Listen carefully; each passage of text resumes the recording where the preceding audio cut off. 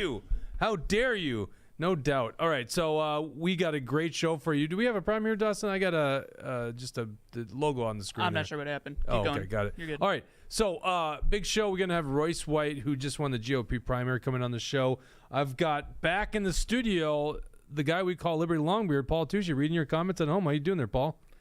I'm doing pretty good. I don't have any napkins for my wings, so we will see how that goes. But we got a brand new microphone here. Might get some wing sauce on it, but I know Dawson told me not to touch it, but I already touched it. Do not touch it. Please. Sorry.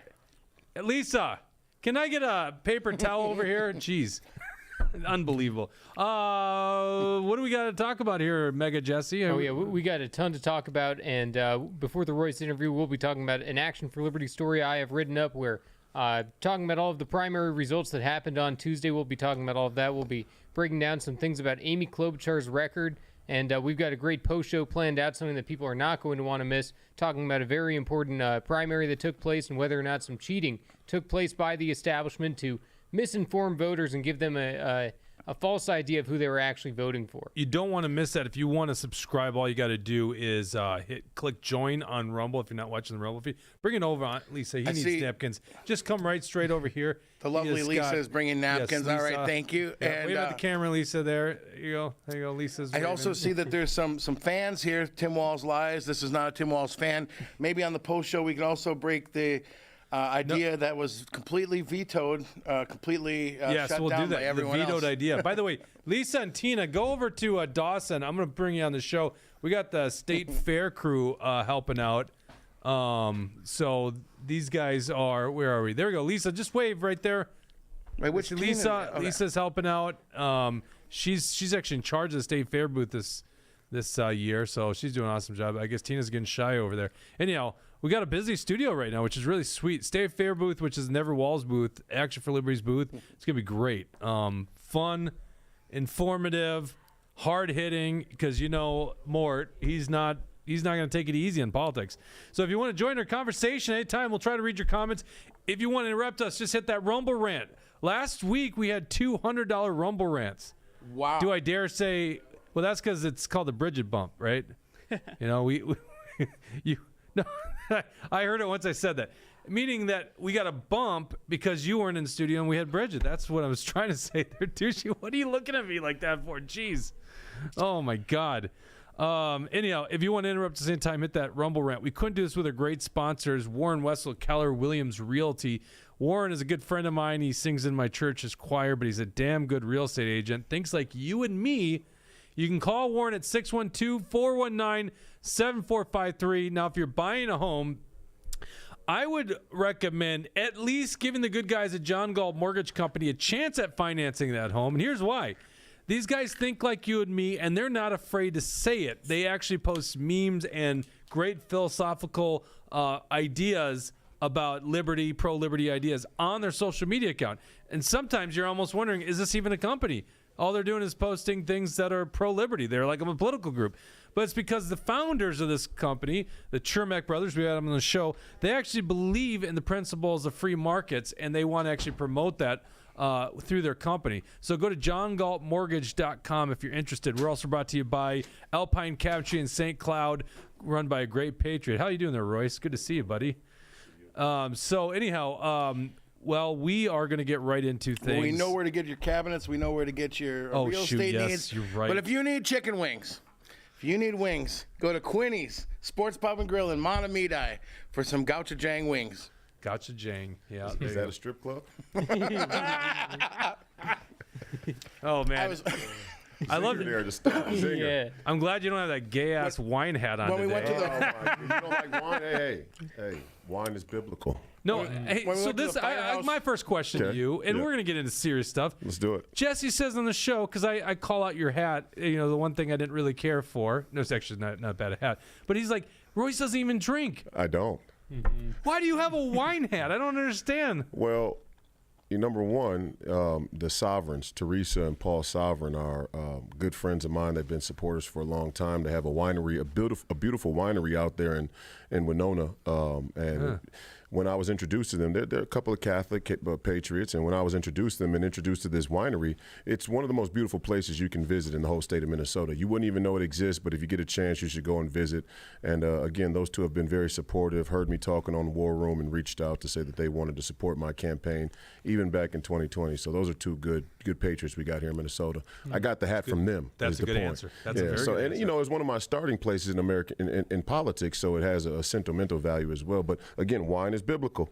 It is biblical. Yes. I drink so much of it because I got to deal with Amy Klobuchar's policies. Right? You know, So you drink the wine. I don't even drink wine. I You're like drinking wine. the wine. I like a good wine. Okay. I'm not a big fan of wine, but we do know the first miracle performed by our Lord, as recorded in the Gospels, was when people had already had so much wine that they didn't know good wine from bad wine. He gave them more wine. It's beyond me the fact that you're like our scriptural leader on this set. I mean, my dad was literally a pastor, and we go to Tushi for our scripture. I was in a Sunday school class one time, and there was a Nazarene. One time? I went to it for I've like been to many years, Sunday but school, okay. He went one time. I was at a Sunday school class, and there was a Nazarene pastor, and he was talking about the miracles and miracles of Jesus. And I said, well, one of my favorite miracles is when Jesus made this wine for a bunch of people who were already too drunk to know the difference between good wine and bad wine, and Jesus gave them more wine. Yes. And he was like, no, that's not true. I'm like, that's what the Bible says. He was just trying to argue with me that wasn't the case. Yes, you can drink wine and alcohol. You shouldn't drink to be drunk is the Christian tradition. So people get that mixed up sometimes. Have you ever drank? Been a drinker? No. I actually, I had the good fortune. I have alcoholism in my family. My great grandfather, Royce White, who was a Republican, but none of us knew it because we were little children. You didn't really talk about politics. You definitely didn't tell other people's kids in the family about politics back then. But he was a Republican, and I posted about him this past week on X and just how proud I am of him as a patriarch of our family, and how I hope that he had been watching the day that I won, and I hope that he was proud of me. I'm sure that he is. But he was a drinker. He drank till his dying day. He had cancer. He got diagnosed with lung cancer, and it had moved to his brain, and he had drank and went down to the bar, the Victorians, right there in the old Rondo, St. Paul neighborhood. Well, we're not far here from in where we are now, but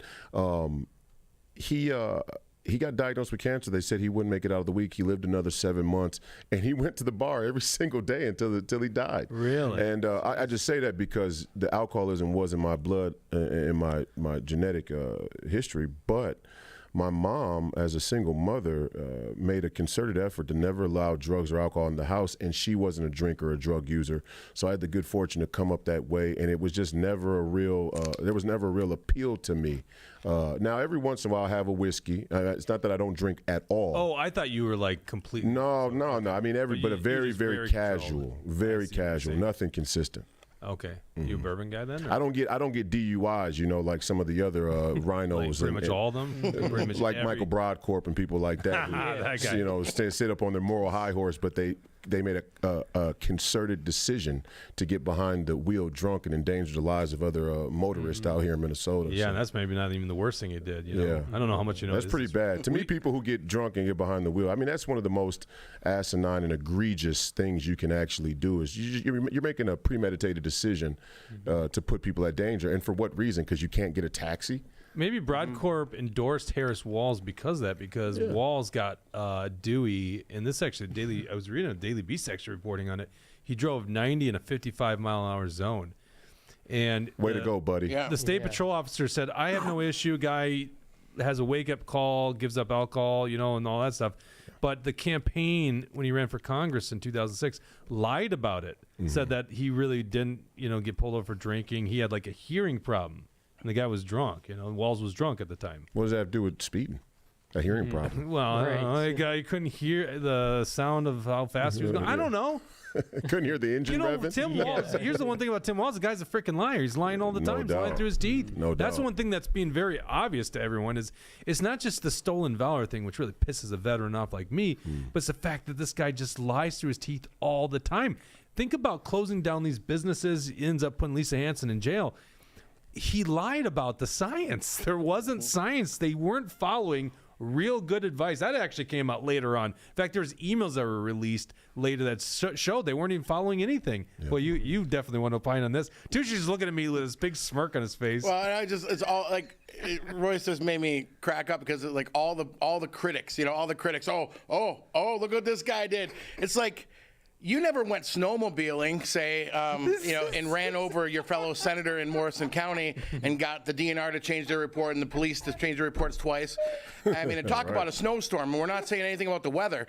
These guys, they were drunk and they were into Jasinski's private stash. People don't even know what he's talking about. I'm just cracking up because I'm like, when Senate Minority Leader Mark Johnson ran over Jasinski with a snowmobile and broke his. No, it was the other way around. No, I thought Jasinski ran over Johnson. No, Jasinski was the guy who got ran over. The snowmobile actually ended on him, and Jasinski had a broken pelvis, broken leg, and all this stuff. And then magically, all the reports changed 3 different times, But these guys, we need Joe Frazier because he's a stand-up guy. Oh my God. Yeah.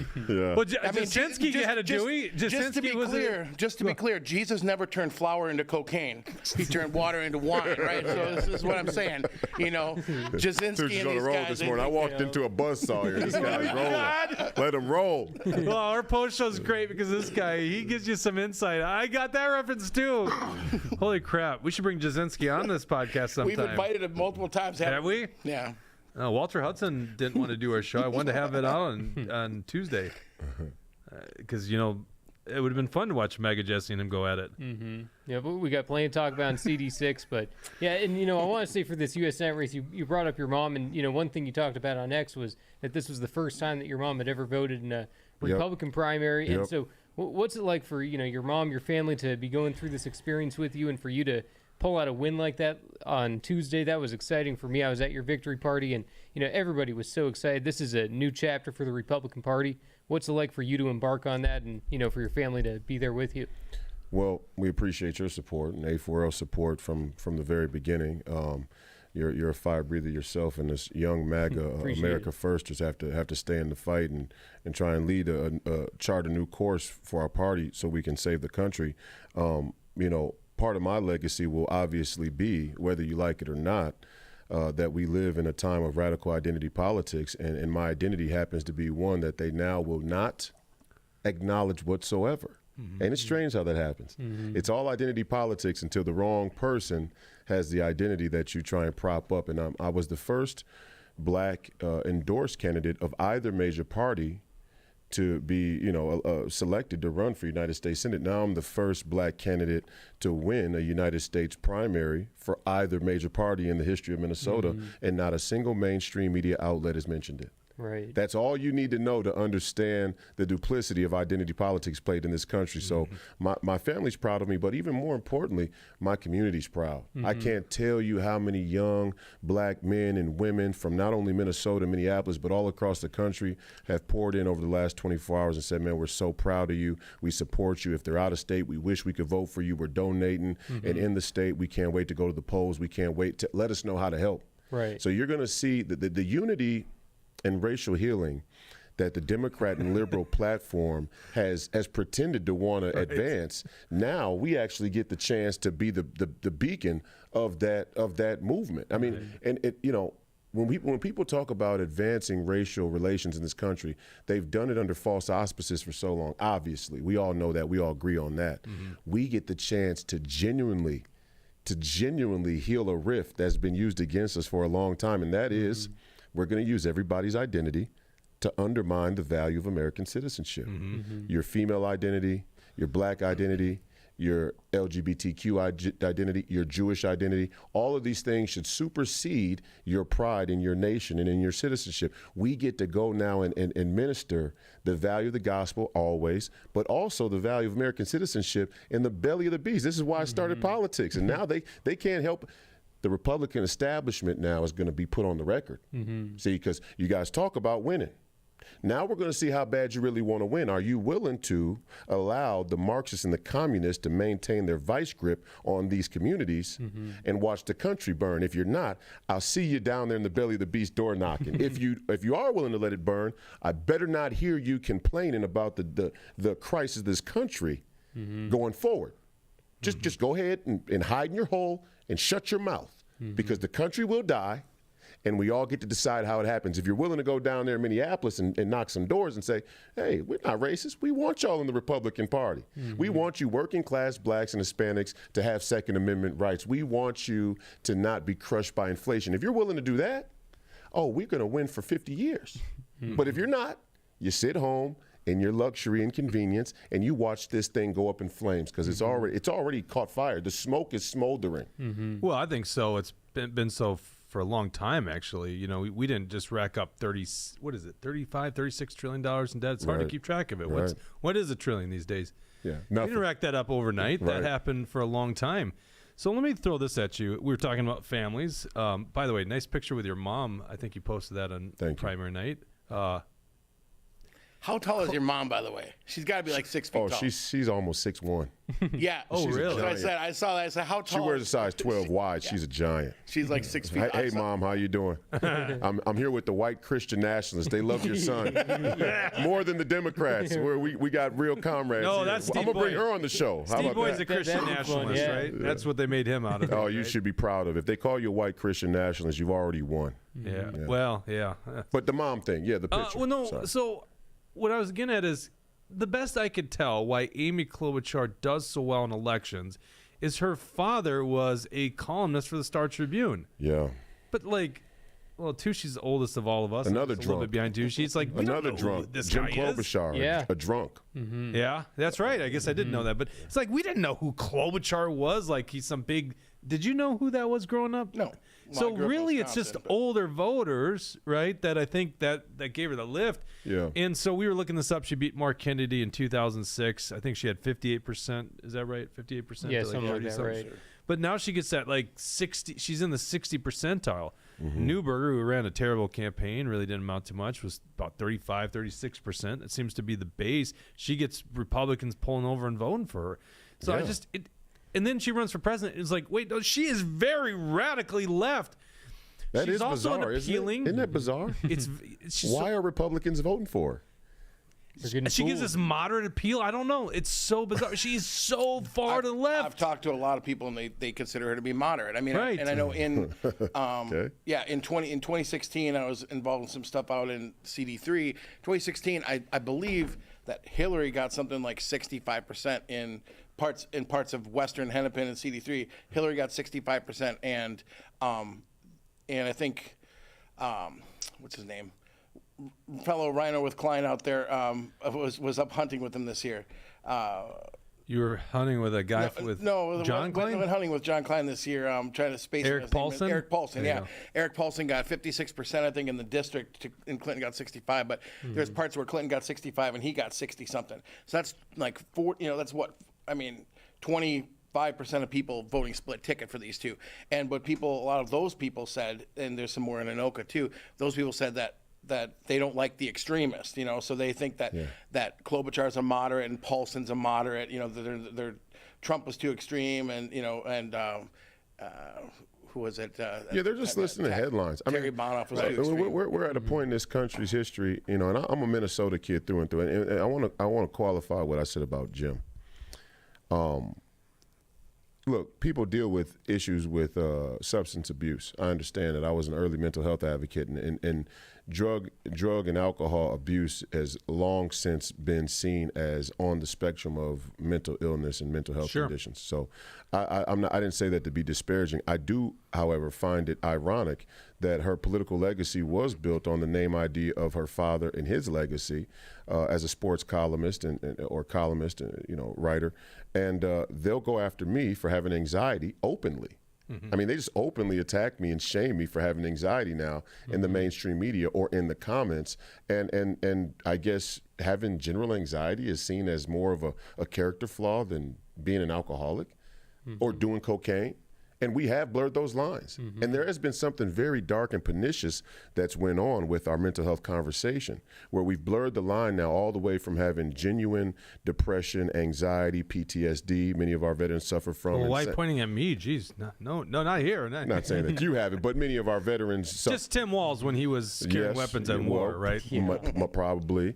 A lot of our veterans are afflicted by PTSD and other mental health, substance abuse as well. Many police as well. Why you keep pointing at me? It's substance abuse. Jeez. I'm just saying in general. But my point is, we've created this new blurred line where it's all of those real genuine issues now conflated with the LGBTQ, and we can find a honing beacon now for reason like when the black community says, hey, look, all of these cultural issues for the LGBTQ don't apply to us, the same thing is to be said for mental health and many other issues across the board. So I just want to qualify.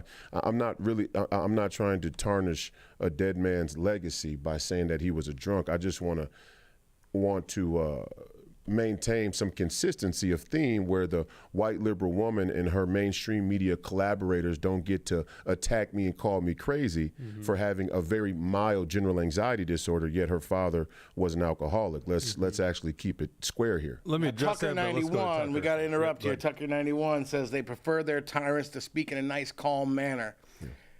Congrats on the win, Royce. Now the real battle begins. Thank you, bro. Thanks, Tucker. And I did see the lovely K-Wall talking about a debate. So let's pull this up here real quick. We were talking about this in the pre-show. Okay. You know, it's fun when you come on because we don't have to do much show prep. Yeah.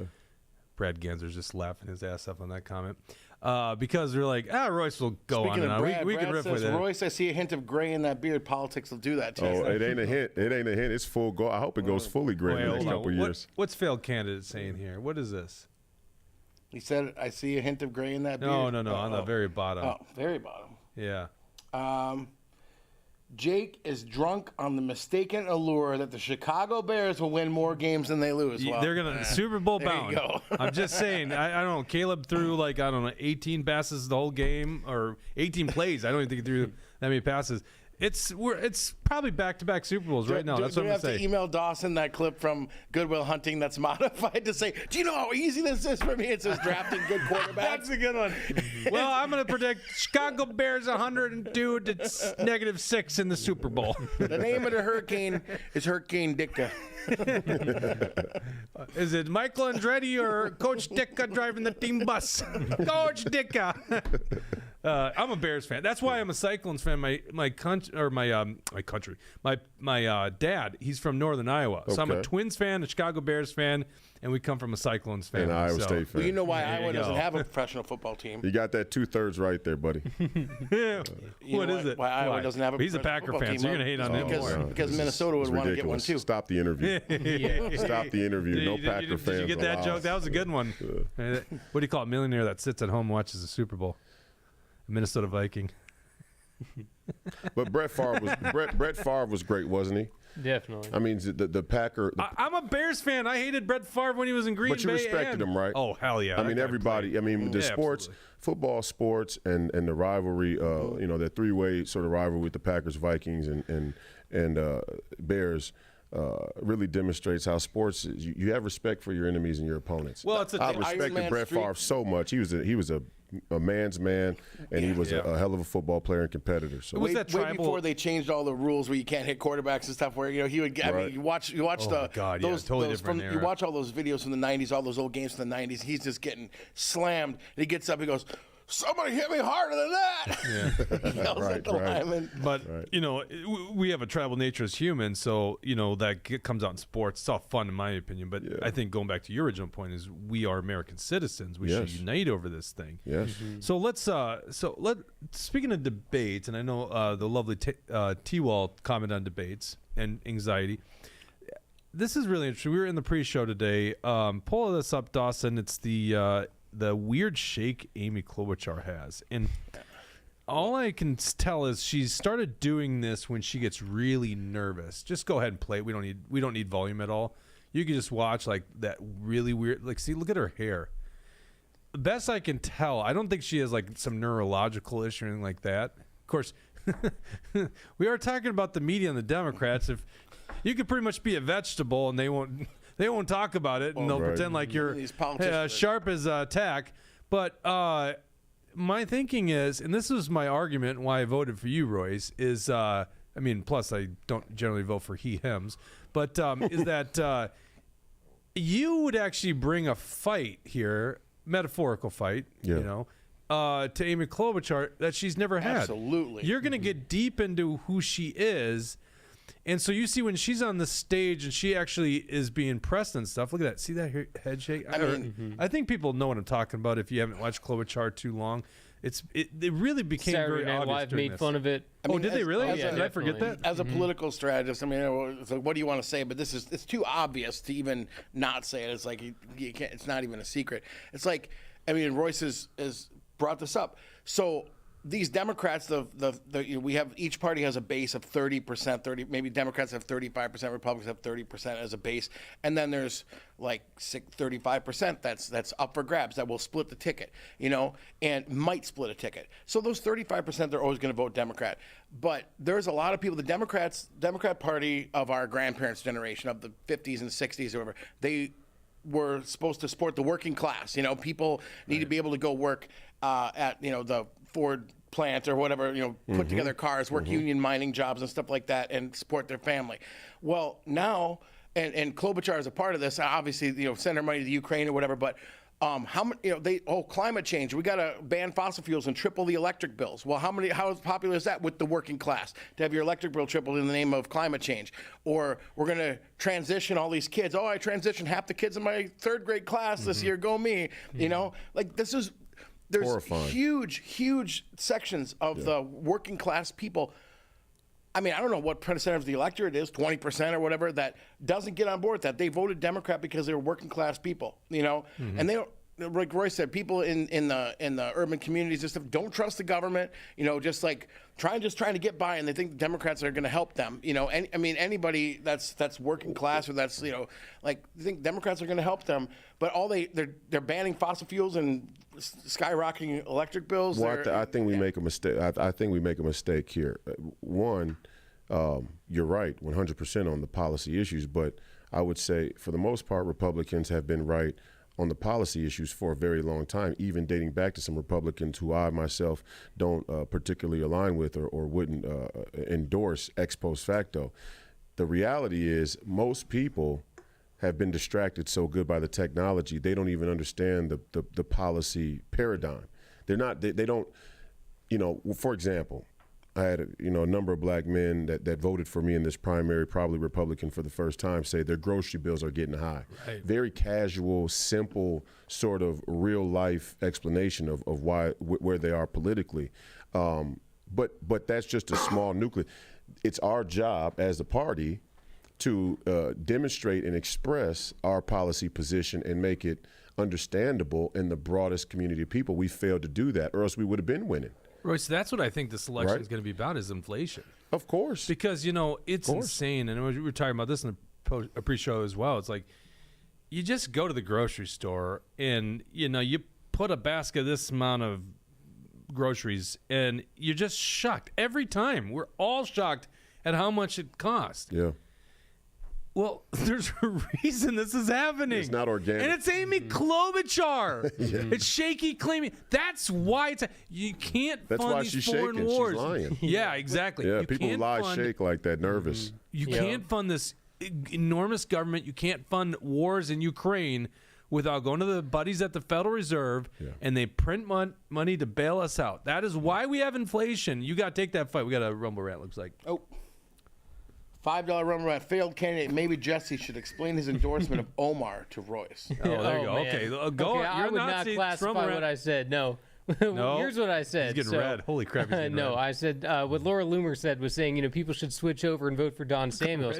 I said, well, people don't really get anything out of a Don Samuels vote. I said he's 95% the same as Ilhan Omar. So I said, it's better for our opposition to be crazy than even more establishment. So I said, in that option, I'd take crazy Ilhan. Yeah, so well, that was my logic. I get the logic. And Mac and Jesse, you're a smart young man.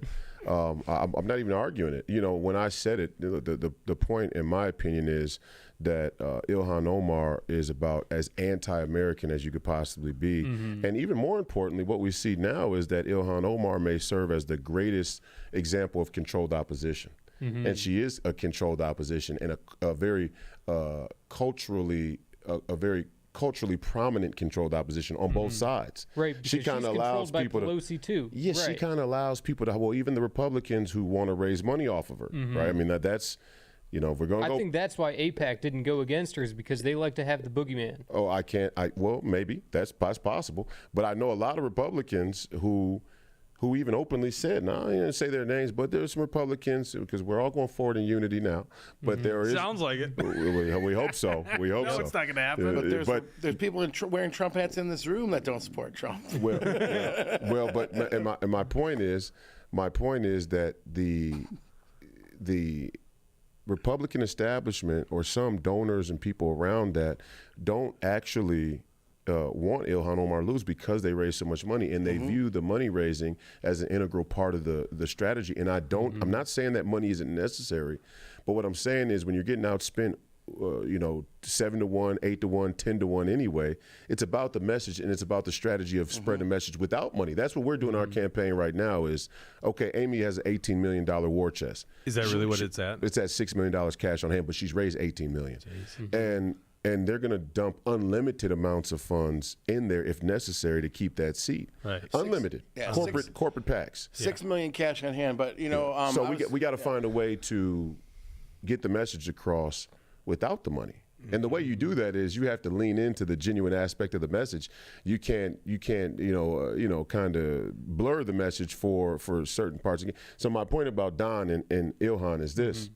Don is an improvement because the establishment of the Democrats wanted Ilhan to win. I was doing it to upset who they wanted. Right, because Hakeem Jeffries, the entire establishment of the House Democrats, they don't like it. They were behind Ilhan. They were behind Ilhan, yeah. Right. Yeah, they were behind. They don't like Don Samuels. Yeah, but they don't care. They just need someone to keep this war machine, this money printing going, and it doesn't matter. No. I know Ilhan Omar. Hold on, Royce. Yeah, okay. I know Ilhan Omar might be the most anti-American Dem. Yes. But Klobuchar is doing the same thing to destroy 100%. America. 100%. And that's the thing that bothers me. But Amy doesn't drive the narrative. Right, but she's voting for it. And we have to connect that the reason your grocery bill is so high is because Amy Klobuchar prioritizes Ukraine over you. Amen. That's one. There's the message you take to everyone. Exactly. Like everyone except the banksters because, I saw you, and you had a great, do we really have T Mage and oh, no kidding. My buddy T Mage is in our section. That's the first time I've seen T Mage in our comment section. Amy is shaking so she can hear your change jingling in her pocket. There's a guy that likes to talk about the Fed. Let me further qualify what I'm saying because I think this is very, very important. Don Samuels is a black man rising up against the prototype poster child of identity politics down there at CD5 is a sign of a cultural shift, people moving in the right directions, regardless of Don's policy positions. And I disagree with most of them, if not all of them, obviously. But the fact that he would even stand up to Ilhan is a significant cultural signal. I agree with, we'll take it a step further. Amy Klobuchar is even more dangerous than Ilhan. In many regards, I agree. Because it's not a theory. The proof is in the results. The fact that Republicans vote for Amy as though they really believe that she is good for this country and state, versus how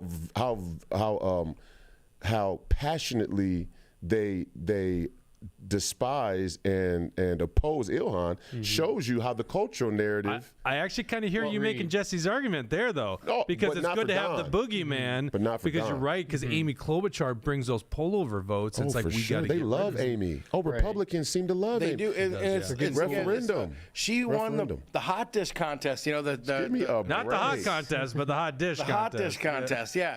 I mean, and look what she wears. Look what she wears. She's a United States Senator for 18 years. All that. Look what she was wearing in that picture with Ron Kreischer. Her little blue shoes that don't match her blue jacket and everything. It's just like frumpy Amy wearing all those frumpy clothes. Look at me and Ron Kreischer. And speaking of, you talk about $6 million. This is the Ron Kreischer hour on the Truth Hurts show. $6 million in the bank. I mean. I was just, look at this. Here's a Rumble rant. Royce, please, when you debate Amy Klobuchar, ask her what the name of the president of Mexico is and see if she knows it now. So, literally, when she ran for president, she was on Telemundo, and they asked her specifically. Oh, she started shaking she beat around the bush. Yeah, she started shaking. She had no idea how to answer. All the Kreischer allies, all the folks that, do all kinds of crazy stuff. You know who the Mexican president is now, right? Some woke, crazy woman. And literally, it's because, a bunch of the leading candidates got assassinated by the cartels. Yeah, Marxists. You see the merger of Marxism and the cartels. Oh yeah. Great, way to go, guys. Yeah. The tentative results of that race in 10A were 2,295 to 2,260, with one candidate getting outspent 15-1. So what does that tell you about money? You have to have a little bit of money to be able to compete, but 15-1 was pretty much fine. 15-1 is all right. maybe if there was a little less cheating by the Rhino Ron folks. Well, we'll get into that in the post show. We'll get that in the post show. But the point is, you don't need to have the money to compete with Amy. You don't have to have that kind of money. You need some money to get your message out there. But the message, I mean, obviously she's going to try to dodge debates, and you got to debate her as much as you can. But like Jake said, the Ukraine money, she's wants your money to go to Ukraine and not to you. And the climate change folks, they're trying to triple your electric bill, and they're trying to transition your kids and take all this, destroy the cultural heterosexual America. You know what I mean? Yeah. Those things that will resonate with all these people that think that Amy is a moderate, that vote for her because they claim, Amy's a moderate. She made this hot dish. Look at her. She dressed all frumpy. She's just one of us. Like, you expose her for those three things. She's sending her money to Ukraine, driving our electric bills through the roof in the name of climate change, and involved in this the farthest right woke, LGBTQ 2SSIA plus BS, and that's all you need to say, and you can have 1/10 of the money she has and get that message out there. And you got to get that message out there. But if you got to get your freight somewhere, you got to call my friends at Yes Solutions. You're gonna call Kyle at Yes Solutions, a sponsor of this show. See that transition? I was like, he set me up here, and I didn't forget halfway through the show. It's hard to get this out. So you got to call Kyle, 651-797-2451. It's always, the camera's always in the way. Just have a piece of paper with I really it on should. it. I do have a piece of paper in here. There it is. Yes Solutions, owned by the Patriot, it's almost like I've Nelson, never not done this the before. Rhino Senator Carla Nelson. That's right. Run by the Patriot Carl Nelson. If you're shipping one pallet or multiple truckloads, you give Kyle a call at 651-797-2451. And look at this. Hail to the chef who runs a notorious food blog, says she will challenge Shaky Amy, to a cook-off anytime. Do you think these people even cook that? Like, I think they get like staff or someone do it, right? Yeah, probably something like that. Well, one thing I was just she thinking crushes about, the cornflakes herself. Right. When She opens the mushrooms. Well, they open the mushroom soup can, but she dumps it in. Now everyone outside Minnesota is like, what are these guys talking about? But when Tucci said Klobuchar's been in there for 18 years, that made me think there are going to be voters this time who have, it's going to be their first time voting. She has been in there for an entire generation. So people's, when she first got elected, there's people who, had not even been born yet by that time, who this is going to be their first time voting. Hopefully it's time for a new generation of people to, step up to the plate and stand up to Amy Klobuchar, because I don't know why she's been getting all of this moderate love, because she's anything but a moderate. She's just as extreme as Ilhan Omar and the rest of the Democrats. They're all in lockstep, yeah. They really are. Yeah, I mean. And I said this on my podcast yesterday. We just played it this afternoon, but the only equality that's really come from this Democrat liberal order is that they're going to steal all your money equally. Mm-hmm. That's the only genuine equality that exists in this movement. Is they tried to pit men versus women, black versus white, Christian versus Muslim, so on and so forth. The only equal footing that all American citizens stand on is they'll steal your money equally, and they'll do it with a smile, and they'll tell you should like it. Right. They deserve your money. Your primary campaign seems like it's going to go right into the general campaign. That's not always common, but it was no foreign wars, no borders, debt forever wars. Mm-hmm. There you go. Is that where we're going to hit her the hardest? Well, for sure. I mean, Ukraine Joe and Amy are the exact same person. Mm-hmm. I love it. Right, I wish that Minnesota had. I wish that Minnesota had. That's why she's shaky. I wish Minnesota had a bit earlier primaries, because you've got 90 days, and it's a short amount of time for you to consolidate all the support to go against Amy Klobuchar. You've got to build yourself an army. I hope that all the people in the comments are ready to go to help you out, because this is such a short time frame and a short runoff you have to be able to take out a U.S. senator who's been in there for 18 years. Maybe Minnesota needs to move the primaries up so that challengers have a little bit more time to take on their competition. But, people need to step up to the plate. This is our one chance to take out Amy Klobuchar. Otherwise, she's going to be in there for another 6 years, and that's going to be a long 6 years if she gets in there. Well, I mean, people should have a problem with this. People should have a problem with this on a number of bases. One, and the number one policy issue on my website right now is not some gimmick, it's term limits. Mm-hmm. Wait a second. You're running for office and you have a policy portion on your website? Yeah, unlike Kamala. Oh, interesting. Right. Yeah, okay. Kamala's run for president. She doesn't have one. Wow, we just did that on the show not Tuesday. shocking at all. Isn't that interesting? Mm-hmm. Oh, sorry. Love Minnesota. Tushy. Apparently, the Mall of America Hooters girls want to know if you're wearing black sweatpants today. Oh, what? My. No, they don't. They don't want to know this. No, they don't. Is the joke with black sweatpants? I thought it was gray. Failed candidate says Amy's We are- horse face hot dish is a church basement class. We are obligated What to a- read our Rumble rants, by the way. Apparently. Apparently we A are. little buried entry. We do have some questions on Facebook. I don't know if you want. Oh yeah, those we're on pulled up. Facebook. I forget. Okay, Zuck hasn't zucked us yet. We've got a couple for you, Royce. Okay. Todd Pearson asks, why so many of the down ballot Republican candidates that backed you lost? I don't know what any of that means. Yeah, well, I'm not necessarily aware of that, but what I can say is there's obviously a widespread gap between the America First and Donald Trump movement and the rest of the, and everybody else. Which, and this, I was going to say something about this in conjunction with Joe and Amy, but it serves this purpose as well. What's scary about where we are right now in American politics is we may be up against a 60%, a unification of the Democrats, the neoliberals, the progressives, and the rhinos and neocons. Well, that is the uniparty, right? I mean, we already accept that. Now, some of them will bite the bullet out of good faith or good conscience to say, we're going to vote for Donald Trump over the Democrat. But we're now starting to see a fractionation so bad in the party that some people are openly saying that they would rather Joe Biden or Kamala Harris or Governor Walz be in charge, never cast a ballot for Donald Trump. I mean, this is a fundamental schism of Republican Party and conservative politics that needs to be addressed, and it needs to be addressed right now. And there's no dancing around it. There's no feel-good way to talk around it. The problem in this country, and I've said this many, many times, and people are, well, how are you going to get This is why I think Joe got as many votes as he did. Yeah, the establishment of mainstream media, which no Republican or conservative should ever read ever again in this country. If you do, you're an absolute fool, and you deserve the tyranny you're going to get, and you're going to get it, and you're going to get it quick. Yeah. But that's not even the real issue with me. I've always criticized the conservatives and the 501c3 Christians first, because we pretend like we're conservative, like we're holding the line for our values, but we let Satanists take this country. And don't tell me that the decline of Christianity in this country is because of the Satanists. No, you were supposed to take your Bible and go minister the value of the gospel in your community, or in any community where the devil had bared false witness, where the devil had become rampant. You were supposed to go and rebuke and refute. And when you didn't, they ran away with the score. They ran up the score. Now, it's gone so far that they're actually carving out 20 to 30% of these Republicans who say, I'd rather vote for Kamala Harris than cast a ballot for, okay, well, guess what? Fine. Only 1/3 of the citizens in this country vote anyway. That's a reality.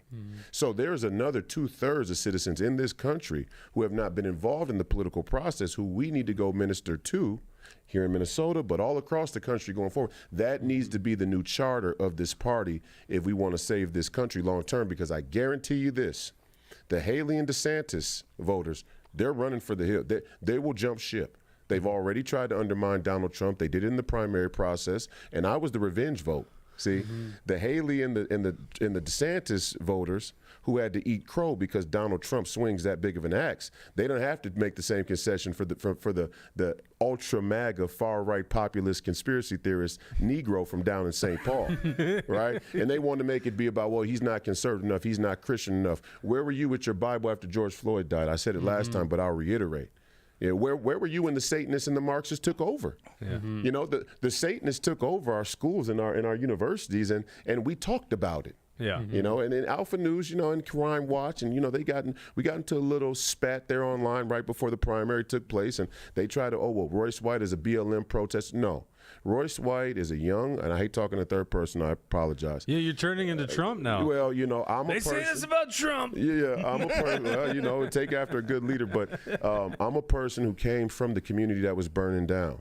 And no matter how the mainstream media and those who make money off of depicting that community in a certain way, which is Fox News, Sean Hannity and that entire crew built the enterprise off of showing you the communities, but never really calling you to go take any action in there to change the circumstance, which is not Christian and certainly not American. I came from that community. And so the black men now that are polling for President Trump at 51%, we started to fight back against the LGBTQ community when the people like Sean Hannity were just making money off of it on the nighttime news. We were actually there. Imagine if you're watching the black communities across this country as a third party and have a criticism or strong emotion about it. Imagine what it was like growing up in a communist Marxist hellhole.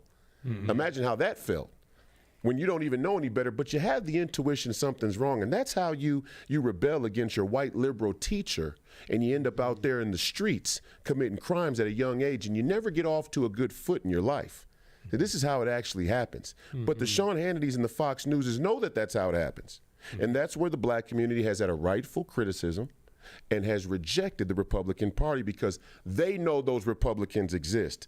Donald Trump created a new era where we, as the America First and MAGA movement, have made a righteous and courageous decision to overcome that cultural divide for the betterment of the country. These are miraculous times we're living in, and I'm excited. Yeah, Right. and he speaks so eloquently to their needs, and that's the great thing. And then he says black jobs, and then the media wants to get on top of him for that. It's like, you guys can't talk to these people. You're elitist. That's the problem that's the problem that even Klobuchar's have, is they're elitist. That's right. I think she really needs to get exposed. You got some Right. comments, or what do you? Well, I mean, I didn't know. I don't know.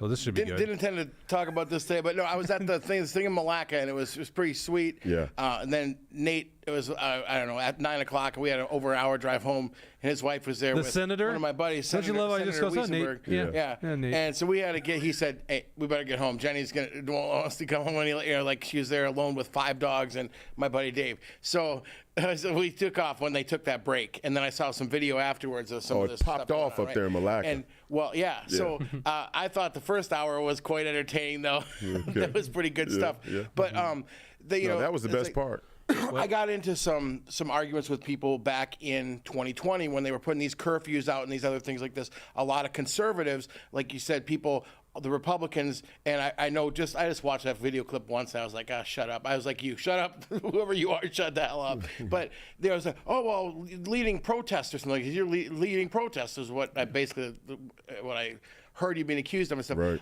In 2020, I got into it with a lot of conservatives, and there was a lot of people that were Republicans and stuff. I mean, I was so pissed off about everything. COVID destroyed so many things for so many people. Right. I had friends dying and losing their jobs and all our lives getting destroyed. So anyway, but I was in no mood, and so people were like, "Oh, they got these curfews because people are burning down the city or whatever." I said, Curfew ain't constitutional. I said, when somebody shoots a school, then should I take your guns away? And they're like, "No." It's like, well, They don't wait, get it. the Second Amendment says that you have the right to bear arms. So but if somebody else shoots up a school, well, they're shooting up a school. We should take your guns, right? They're like, "No, don't take my guns. I have a Second Amendment right." So what about the First Amendment right to petition your government for redress of grievances, to peaceably assemble? You have a First Amendment right, and you have a Second Amendment right. When somebody shoots up a school, you don't lose your Second Amendment right. And when somebody burns down a Target or whatever, you don't lose your First Amendment right. Yeah, somebody's burning down a building, they should be held accountable for that. But it doesn't mean that you hit a curfew. It doesn't mean that you can't go protest, yeah. that you can't go say things.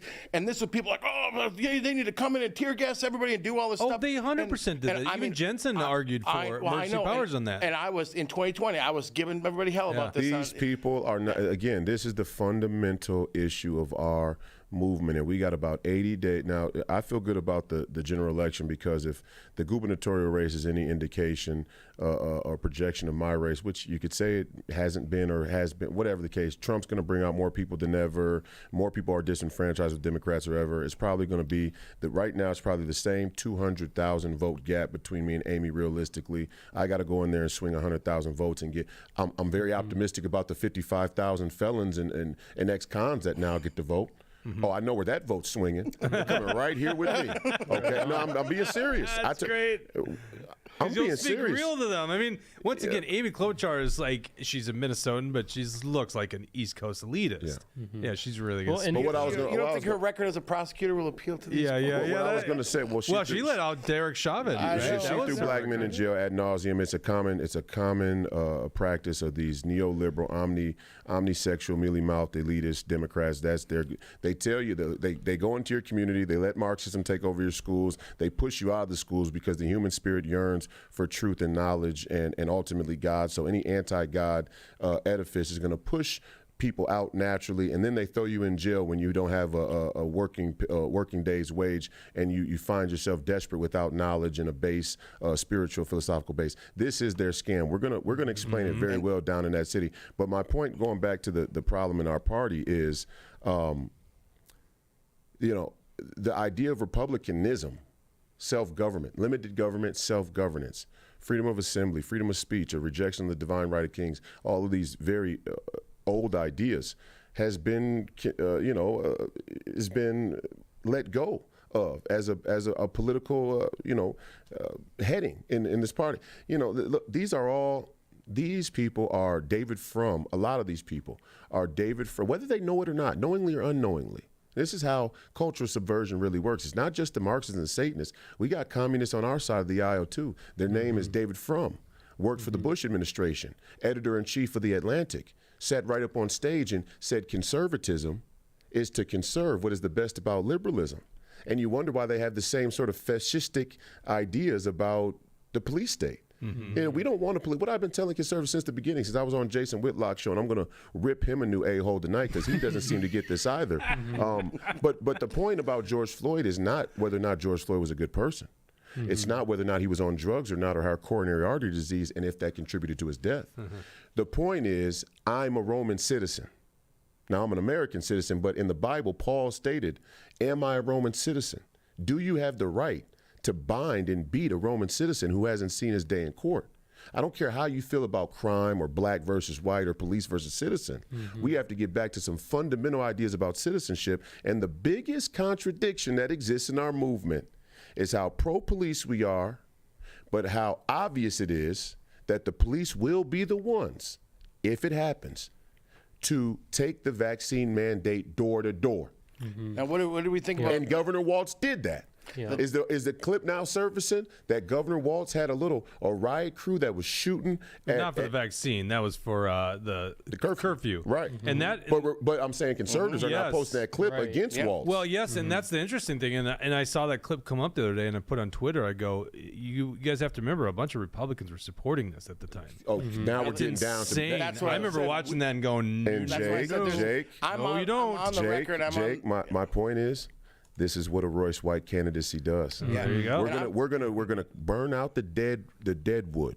All of the dead wood that's kept us in between a viable path forward to recreate this party that is really an image of true American citizenship, fundamental constitutional American citizenship. We want black men to carry guns legally. We want them to bear arms. We want people to be wary of a police state. Our founding fathers were.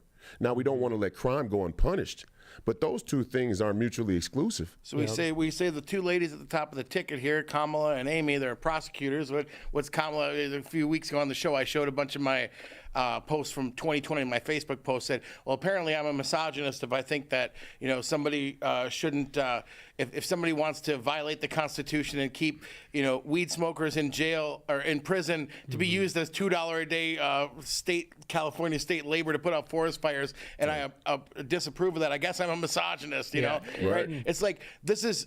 Kamala literally was like, the Supreme Court's ruled, hey, the prisons are so overcrowded that this is a violation of the prohibition on cruel and unusual punishment. And as citizens, right, we have rights. One thing is that the Constitution certainly does not, when we had alcohol prohibition, we amended the Constitution to prohibit alcohol. We never amended the Constitution to prohibit marijuana, number one. So that was unconstitutional to begin with. But they throw people in prison for marijuana, and the Supreme Court says, well, you got these people in prison for an unconstitutional crime, and it's a victimless crime, and the prisons are so overcrowded, it violates the constitutional prohibition on cruel and unusual punishment. You need to release some of these nonviolent offenders. And what did Kamala's office do? Nope. Kamala's office fought in the courts and said, if we release them, it will be an undue burden on the state of California because we will lose our $2 a day forest firefighters, and we'll have all these wildfires going nuts because we can't afford to pay people $30 an hour to fight, $40 an hour to fight forest fires, and we get these prisoners for $2 a day.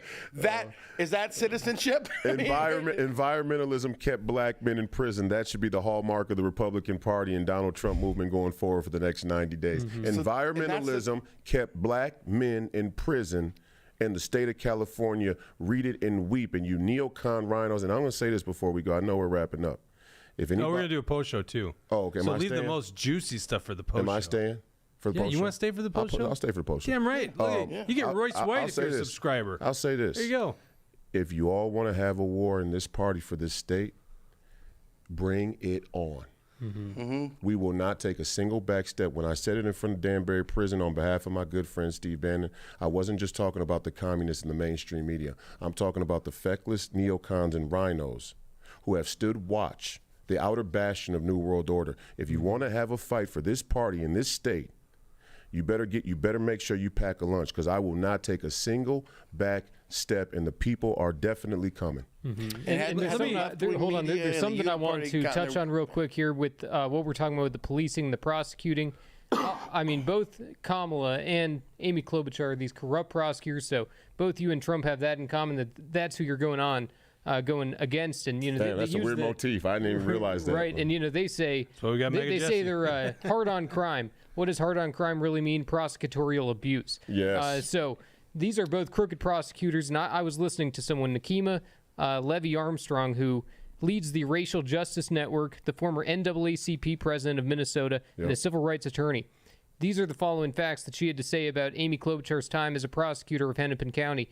$4.8 million worth of lawsuits were settled by the Minneapolis Police Department during Klobuchar's reign, and 122 police misconduct cases were not properly dealt with during her reign.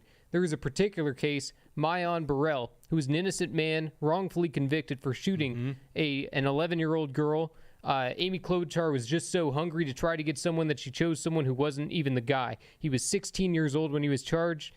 He says he was at a Cub grocery store, and the evidence proving such was withheld from court because of Amy Klobuchar. She wouldn't allow him to be with his mom during the interrogation. And let's see, this guy, Mayan Burrell, was offered money by the police during his investigation. They were trying to give him money to see if he'll give up any names. So that's illegal. They can't be doing those kinds of things. When he was locked up at 16 years old, his mom died after she visited him in jail. She goes to visit him. She gets in a car crash, hits a tree, the car explodes. Amy Klobuchar wouldn't allow him to go out and go to his mom's funeral. We're coming, There's a lot Amy. of prisoners who get to do that, but she wouldn't allow him at 16 years old. And then on top of that, she tried his case again after knowing all of this. She'd go on TV smearing his name during the case.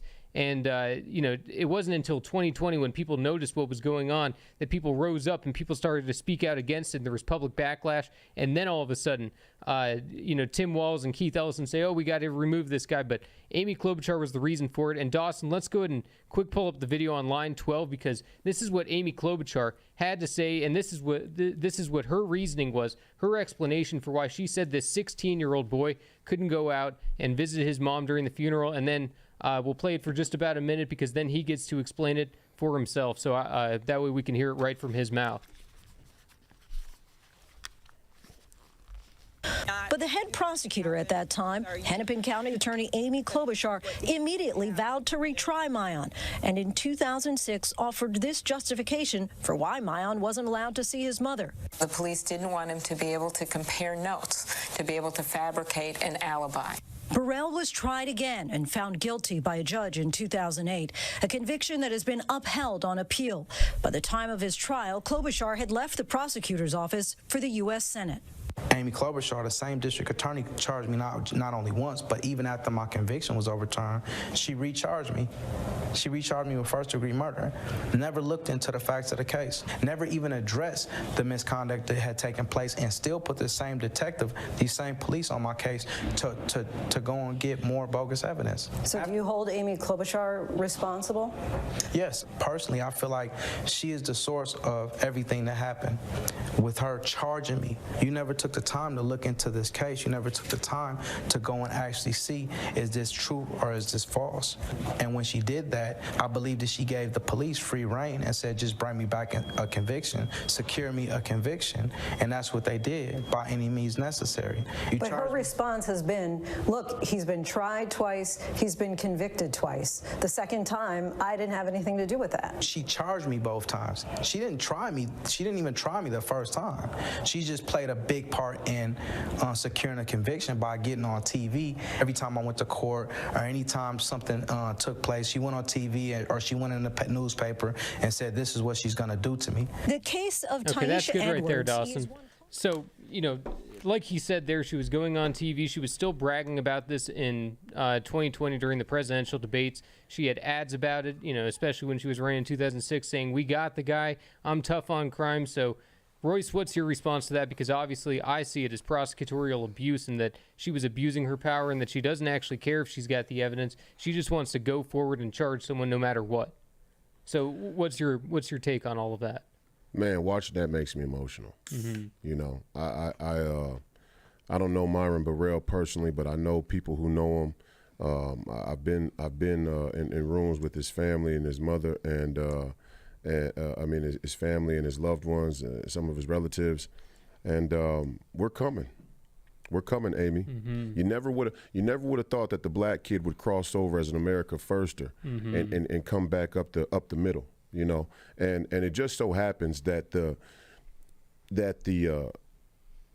ideological alignment of America first and young black men who have suffered of prosecutorial misconduct shows a greater political trajectory of what the Democrats and liberals have always been about. And when you look at a Myron Burrell, I know he doesn't resemble Donald Trump much, but when I see the two, I see the exact same misuse of justice. And that's hard to understand.